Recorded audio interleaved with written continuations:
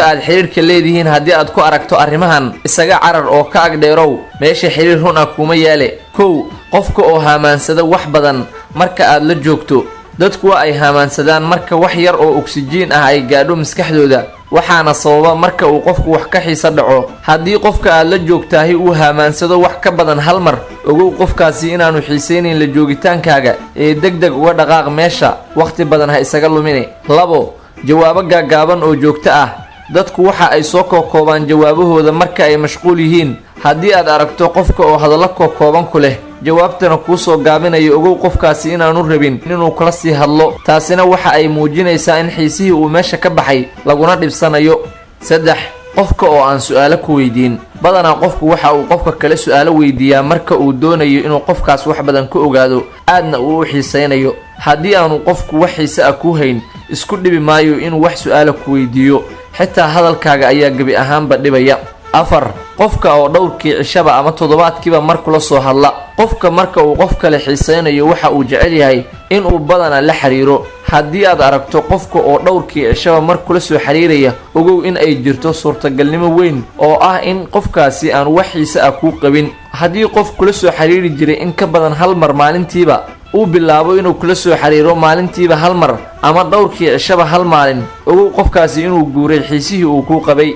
shan haddii aad aragto qofka oo aan waqti ku bixinayn islamarkaana aan ku dadaalayn inaad is aragtaan, waa calaamad cad oo muujinaysa in qofkaasi wax ahmiyad ah aanad ka lahayn dhankiisa. lix qofka oo aan ku tusin talooyin fiican. tani waa calaamad weyn oo ku tusaysa in qofku aan wax xiise ah kuu qabin. marka ugu horraysa ee aad qof isbarataan, waxa uu ku tusi doonaa talooyinka ugu fiican, waana uu iskaa bari doonaa shaxshax dheeraada iyo dabacsanaan badan.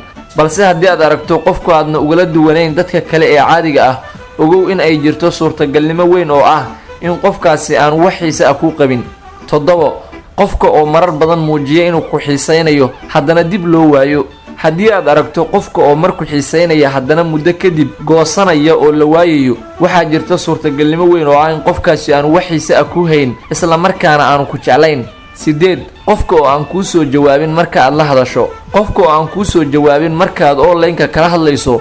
haddii mar wax ka badan qof aadan jawaab ka helin marka aad online-ka kula xiriirayso, waxaa jirta suurtagalnimo weyn oo ah in qofkaasi uusan ku rabin ama uusan wax xiise ah kuu qabin. sagaal qofka oo si fiican kula hadla marka aad la xiriirto balse aan ku soo xiriirin. haddii uu qofku kuugu jawaabo si fiican marka aad la hadasho balse aanu isagu kula soo xiriirin, tani waxa ay micnaheedu tahay in qofkaasi aanu ku xiisaynayn oo hadal macaan iyo af macaani keliya uu meesha ku hayo, qalbi macaansi uusan meesha oolin.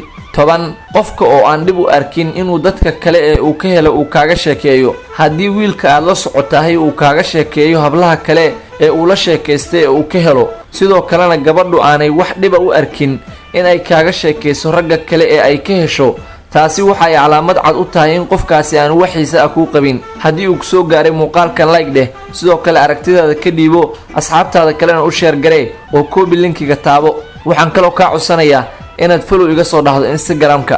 mahadsanid.